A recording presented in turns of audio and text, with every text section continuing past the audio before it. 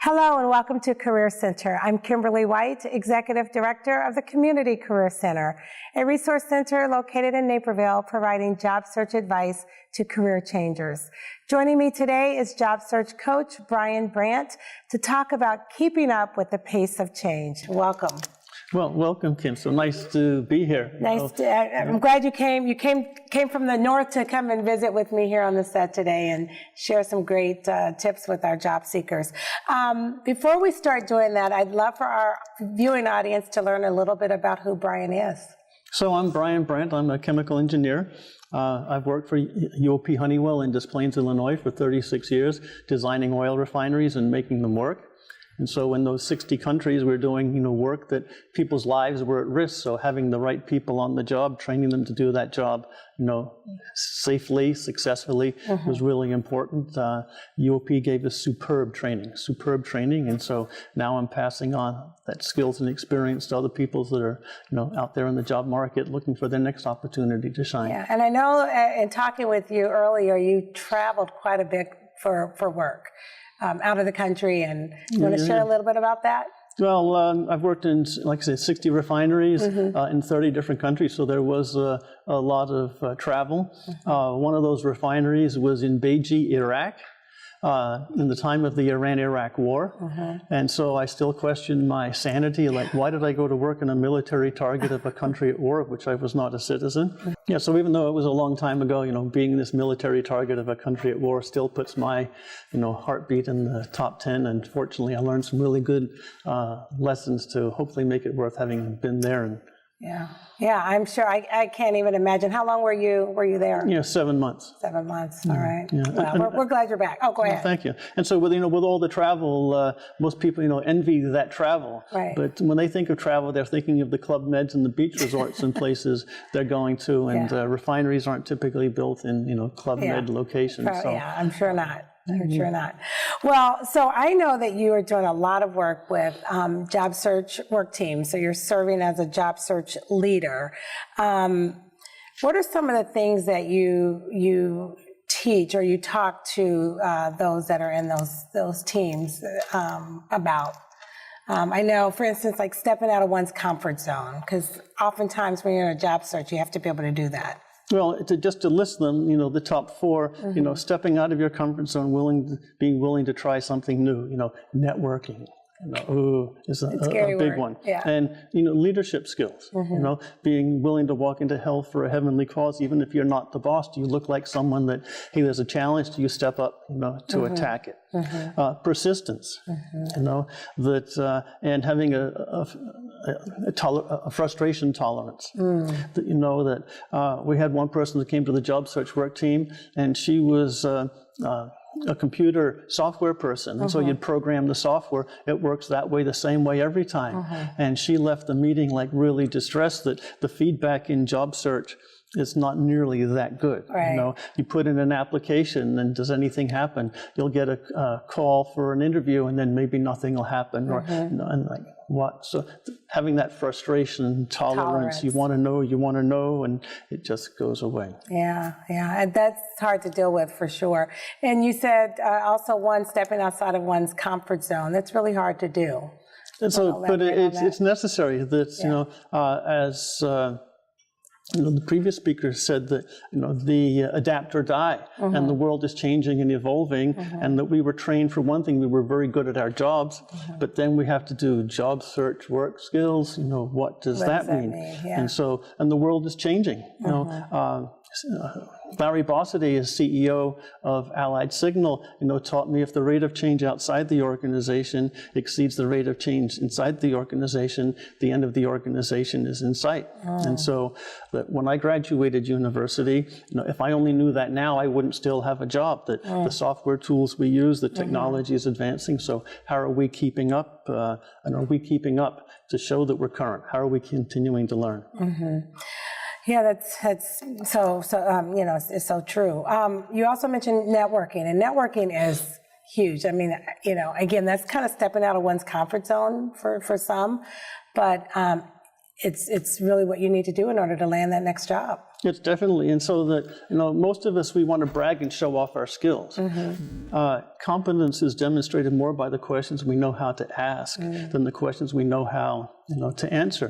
One of our people on our job search work team, he just landed the consulting gig because he was talking with someone, and this was the owner of a company, and they realized this guy's the outsider, and he knows the questions to ask that me, even as the owner of the company, didn't know to ask. And so, and then people are more willing to help you if you offer first what you can help them. So get out there and just that continual learning. And so, at least show up. Yeah. So in other words, back to the thing you just were saying about questions, you really need to prepare questions before you go into an interview. Yeah, doing the research. You have to do that. Doing the research. Yeah. And if there's dead silence when they ask if you have any questions for us, that's just not a good thing. You want to show that you've got some, creativity, curiosity, and that you did some homework and taking the initiative to do something. And then just a little bit more on leadership skills, because not everyone's a leader, right? So, but everyone carries some sort of those traits. So people tend to think about leadership as being the boss, but you don't have to be the boss. If you see an issue, something that needs to be addressed, do you step in or like, let's just wait, hopefully that passes by? And so that, which employee are you going to be most impressed by? And if you're the leader, like, you're the one that tag teams this problem and leads things, people are going to be really happy that you were doing it and not them. I lead this job search work team, and people will frequently say to me, Bryon, you do such a great job, and we're glad it's you and not us. And I say that's a reason I shouldn't be, leading this team. That to show that initiative, having a vision, seeing a place where the organization can go, where just this task can be done better, is an important skill. Yeah, absolutely. So in your job search work team, are there certain words that you teach the team that they need to know to kind of help them land quickly? Well, the job search work teams that I lead as part of the executive networking group of Greater Chicago, it's based upon Orville Pearson in his book, The Unwritten Rules of the Highly Effective Job Search. And so that's the basis that we use, and that the words that are important are the words that are in the job description. And so that, one of the new things is that needing to know, people that have been on a job for a long time, that the world of job searching has changed, and now just putting in a resume, because of discrimination concerns, resumes have to go through an applicant tracking system. And so the applicant tracking system is looking, do you have the right keywords? Where do you find those keywords? They're in the job description. And if you don't have enough of those keywords in your resume, that it won't get past the applicant tracking system, and so it's never going to be seen by, a person. Yeah, it's really important for people to know that, because that is how their resume is going to be kind of, rise to the top, right? What else do you do as a job search work team leader? Well, it's share our strengths and learn from others. One of my, favorite phrases is a well-rounded team is made up of people who aren't. And so we each come there with our different, skills. And so we have a spreadsheet that's out on the Google Docs, and so we want the job, but we can't control that, but we can do the steps that lead up to the job. So are people applying for enough interviews? Are they connecting with enough decision makers? Are they doing informational interviews? And so how do you write your cover letter? What's the best format for a resume? So these are the things we cover in a job search work team meeting. And I know the other thing you talk about is really focusing on soft skills, not just hard skills. You need to actually focus on both, but people tend to lag, not focus so much on those soft skills.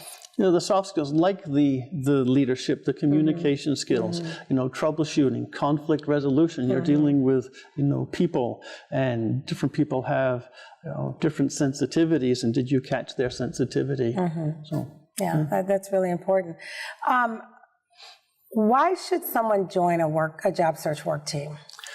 Yeah, I'm not sure why, but I know it's too true for me, and it's true for a lot of people. Somehow we find it easier to keep a commitment we made to somebody else than a commitment we made to ourselves. So it's about accountability and all that. It's about accountability. And so on the spreadsheet on the the Google Drive. That we put down what we did this week so we can talk about that, but we put down what our major activities are for the week coming up. And then the following meeting, it's like, did you follow up with these? You know? So, yeah. I think that is also another big piece to people landing quicker. I know there's some stats around that too, right? So if you're part of a networking group or an accountability group, those folks tend to land 25% faster or something like that. I don't know the exact numbers, but I do know it's faster. That we meet Monday morning, 9 o'clock at the local library, and so it's getting people that are out of bed. They're starting their job search. They're getting revved up for it, and just the accountability. There's a lot of things you can do on your own, but you can't do it as well as you can with others. You mentioned something. I want to go back to something you said earlier about the frustration tolerance. That to me seems like something that would be really difficult for people because you don't want to show that you're frustrated when you are at work, because that doesn't always look the best. What are some things you can share that might help others that can't seem to let that not show? Well, one of the things that they recommend it all the time, but especially in job search, is getting enough exercise.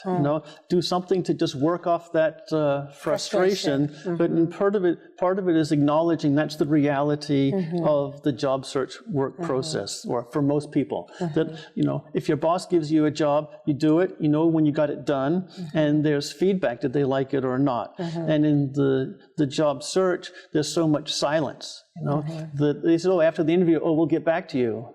You wait a few days, you wait some more days, a couple weeks, and sometimes you never hear, and sometimes 3 weeks, 6 weeks later, they'll come back and say, we are interested in you. So did the first candidate not pan out? But just being patient, acknowledging that's part of the process. Do you do a lot of, I think I know the answer, but I'm going to ask anyway, hand-holding in your team?